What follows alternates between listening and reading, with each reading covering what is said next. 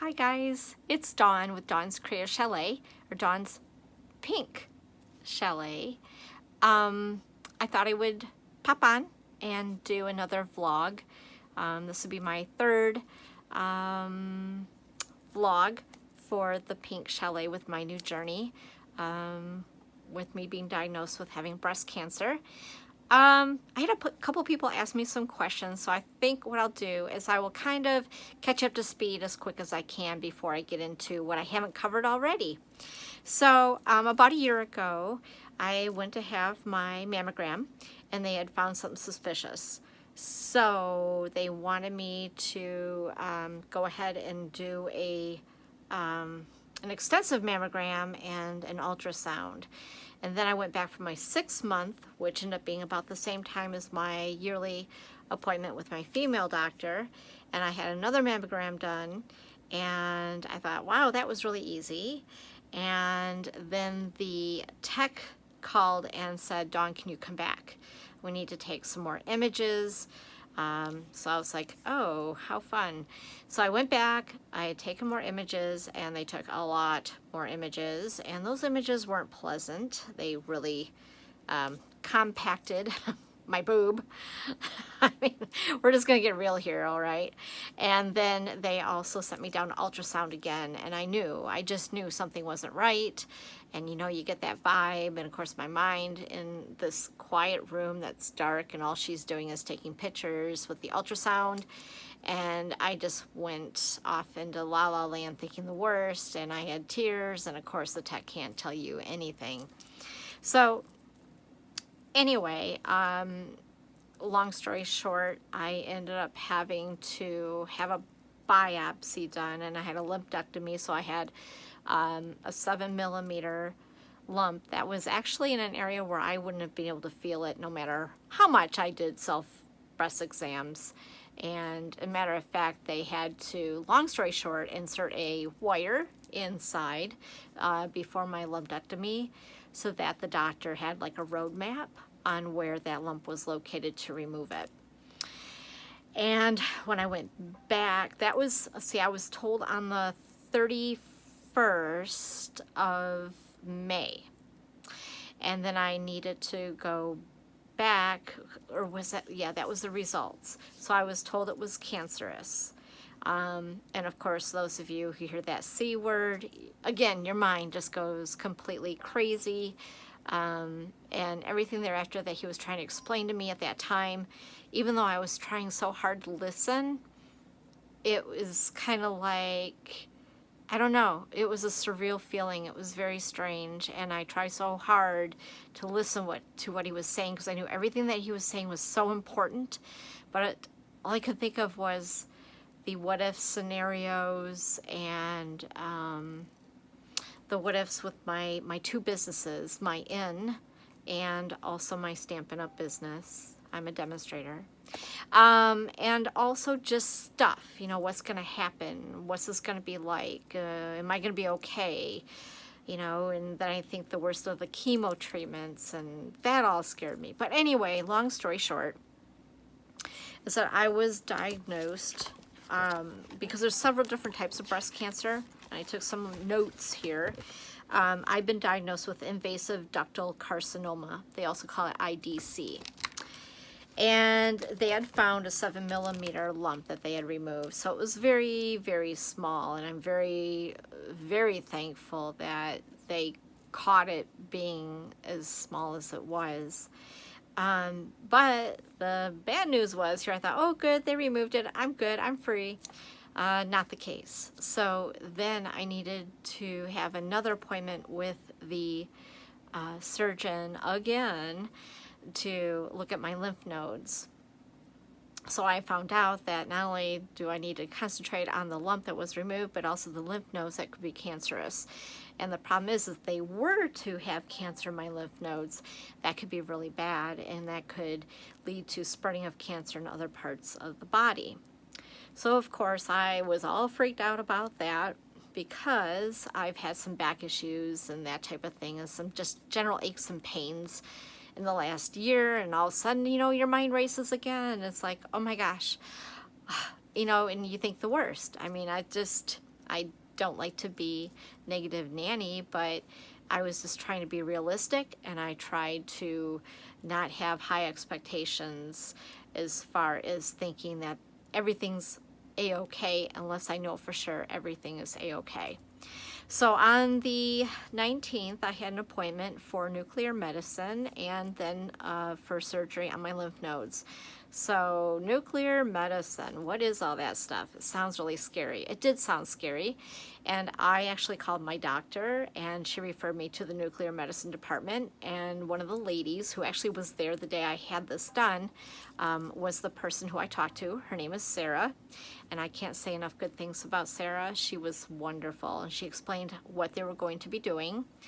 And then the day of having this, she explained again everything step by step.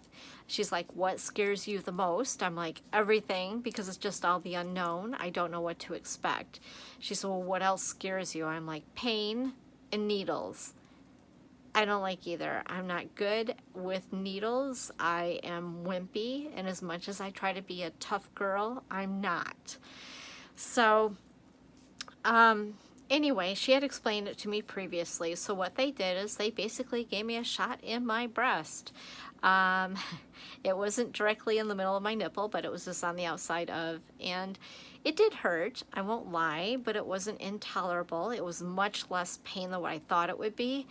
For those of you who haven't done something like this and you think you may be experiencing this soon, it felt like a long bee sting, basically. It stung as they put that medication in. And then what they needed to do is to take some images similar to like an x-ray to light up my lymph nodes so that the doctor knew what he needed to look for and where they were located. So that way any of the, I guess, the dominant lymph nodes, he would need to take care of and remove. So that procedure was interesting. So I'll just tell you a little bit about it because I was so scared. It's like they wheel you in a wheelchair, you know, and I had this sexy hospital gown on. And I'm trying to be so modest, and quite honestly, you can't be modest in a hospital. There's no way of getting around it.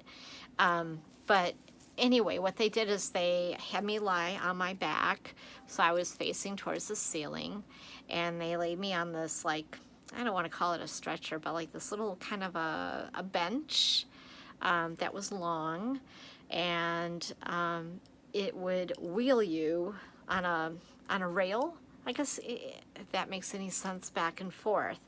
So first they had to inject the medication in, and once they do that, you need to massage the area. I know that sounds wonderful. It was a little awkward, but you know, things that have to be done. So they massaged the area, and then they went ahead after a couple minutes of waiting to see if the medication went through into the lymph node area so that they would glow or glow in the dark or whatever. And then they put me underneath the machine. So then they slid me on this rail, on this little bed, so to speak. It wasn't really a bed, I guess a bench is what it looked like, underneath the machine. Then the machine was similar to like a square, and then you go underneath it. And it lowers down, so it lowered down to almost the tip of my nose, but it was open underneath. I've not had like an MRI or anything like that, so I've never been in a complete tube, but I don't think I'd like that. I hope and pray I never have to do that. But anyway, so they lowered that and they took some pictures, and then they found out that the medication had not worked its way through the lymph nodes like they needed it to. So they wheeled me back out from underneath, the machine raised, and then we had to go ahead and start the process all over again, moving that medication around to make sure that it traveled into my lymph nodes properly so that they could take a picture for the doctor, who will then be performing the surgery. So after about another 10-minute wait, they wheeled me, slid me back underneath the machine, and the machine again lowered down to about the tip of my nose, and they just tell you to lay there still, but that you can breathe. It's not like where you can't hardly move at all or you have to hold your breath. And then after about 3 minutes, it's done taking the images, and then they slid me back out from underneath the machine, and then you see that thing raised back up, and they checked again on the screen, and there was images that they could use for the doctor. So I was like, yay. Then thereafter, they wheeled me back to the room where they would do a little more prep for me for surgery. So after that, the doctor and the anesthesiologist came in, and I had an IV put in, which I never like. I don't like those things. I can't say I'll ever get used to it. But anyway, so I had that going on, and then they wheeled me into surgery, and they made an incision underneath my armpit, which is about yay big. And it was really uncomfortable for a few days, and he had told me not to reach upward, which I'm right-handed, and being that they worked on my right side, that was not real pleasant. But and it's in a tender spot, you know. Picture yourself even pinching yourself up underneath your armpit. That kind of hurts. But anyway, so when I was done with surgery, and I think I was only in there for like 20 minutes, and I started to come out of anesthesia. The doctor came in and said that he only needed to remove one lymph node. That was a good thing, I was thinking. That's a positive thought. And he said something, though, that kind of worried me. He said that it was a little bit larger than what he expected.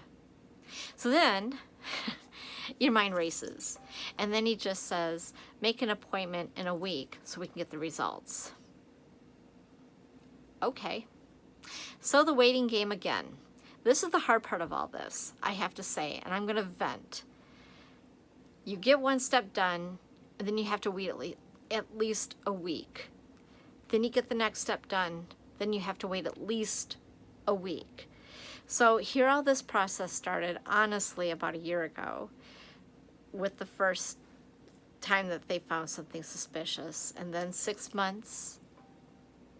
Then they decide to go a little bit further with this. And I find out the end of May. Now it's July 1st today, and I'm still trying to find out some more results. And I'm not saying anything bad about the doctors or the hospital across the street from my house, but and I know this is the way it is, and I know that everybody has to go through this, but OMG, the wait is so hard. It's so hard to keep busy, keep your mind off of it, not worry about it. Reassure myself. Yeah. So anyway, on the 19th, I had that done, 19th of June. So on the 28th, which was on Thursday, this past Thursday, 28th of June, I went in for the results of the test with the lymph node. And I am happy to say that the lymph node had no cancer. So I was relieved to know that whatever these other little issues and quirky things are, at least it wasn't due to that. So I then had happy tears instead of sad tears. That was a good thing. But then he says this. The surgeon says, but what we need to do now is a Oncotype DX test. Serious? Really? So what is that exactly? So before we got into that, I asked him, I says, well, you know that book that you gave me? And he gave me this book here. And I've been making little notes in it as I go for things to ask the doctor. That's just something that you're going to want to do. Always take notes, ask questions, and no question is a silly question. It just isn't. If it concerns you, it's not a silly question. But I started to ask him because I did not get some details about my tumor. And I know that there, like I said in the beginning, there's like lots of different types of breast cancer alone. And so I found out a little bit more about it. My lymph node status, as far as the size of it, was, like I said, was 7 millimeters. The hormone receptors, which they call ER and PR. I'll just kind of read what that means to you guys, because I found it kind of interesting, and I'm learning things as I go. So the hormone receptors The hormone estrogen and progesterone are important drivers in tumor growth. Your hormone receptor status can indicate how well your tumor will respond to hormonal therapy. And I have been typed as an ER and a PR positive with my cancer. And then I asked him about the HER2 status, or as he called it, a HER2 status. And that is a protein that controls cell growth and repair. Cancer cells that have high levels of HER2 tend to grow quickly and may respond well to anti-HER2 therapy. Mine was negative, so I guess that's good. Yeah. So he told me, of course, like I said, that the lymph node had no cancer. That's great. So then he tells me about this oncotype DX test. And basically what that is this. They're sending my little lymph node apparently out to California for this test. And what it's going to do is going to give me percentages, I guess, for me and my body personally, as far as what are the percentages of me having this reoccur, and that type of thing. So it's a preventative measure, so it can help to determine what type of treatment I need to do next. I admit I was a little frustrated when he told me this, because I'm thinking to myself, you knew that you were going to have to do this. Why didn't this get done already? It's just the way it is. You know, I can sit there and question. I offered to fly it out myself just to get an answer ahead of time. Faster, quicker. The holiday, the 4th of July is coming up. Is this going to interfere? I don't know. So right now I have another appointment with my surgeon. This is going to be like a routine on July the 12th in the afternoon. And he said from there, it'll be a very quick appointment, and he will give me the results of this Oncotype DX test. And from there, he and the oncologist locally will have an appointment with me to discuss my options and what may be best, to discuss if chemotherapy is needed, which I'm hoping not. I don't want to go through that. I just don't. I don't even like to take Tylenol. To have to put poison into my body scares the crap out of me. I'm just going to say it. It does. It scares the crap out of me. And I've heard of all the horror stories of people losing their hair and being sick because of it. And I pray that I don't need to go through that. Minimal, I'll have to go through radiation therapy, and he was talking about 5 days a week for like 28 treatments total, possibly, again, depending on the outcome of this test and the test results that I get on the 12th of July. And then he also said that I'll need to go through hormone therapy for 5 years, which basically is going to kickstart me into change of life. That sounds wonderful. So, yeah. So I'm waiting, basically. And that's kind of where I'm at. And I just thought I would share because I'm not making too many of these vlog posts, so to speak. But there is something else that I do want to share. I just want to thank everybody again, all my friends, all my family, because you guys have been here for me since all this started. There are a few people in particular I really would love to thank who started a Facebook group for me. And you know, I go there every single day because I have these waves of emotions. And when I'm feeling kind of, I don't know, I don't want to say depressed, but I just think about things and I get to thinking those thoughts that I don't want to think about. I go there and it makes me smile to know that there are I have so many great friends who are alongside me through this and are cheering me on, and who believe I'm stronger than I think I am at times. But thank you. Thank you to Jeannie. You're awesome. She started the Facebook group along with Billy and Sue. And thank you to Tamra, who made or engraved these bracelets. And from my understanding, they have been sent to 150 people. That's absolutely amazing. And again, I don't want to cry, but thank you. Thank you just seems like such a little word for so much that you've all done. Thank you. It's just really awesome to know that there's so much love. I'll put it that way. I can't find the right, I don't know. And all the cards that have been sent in the mail, beautiful gifts that have been sent that I never expected. It just, you guys are so awesome. And I love you. And I just wanted to say somehow thank you. So in the meantime, as we all wait for the 12th of July to get here, I'm hoping that the holiday doesn't mess anything up that's coming up this week. And we will hope for the best for a low onco score. The lower, the better.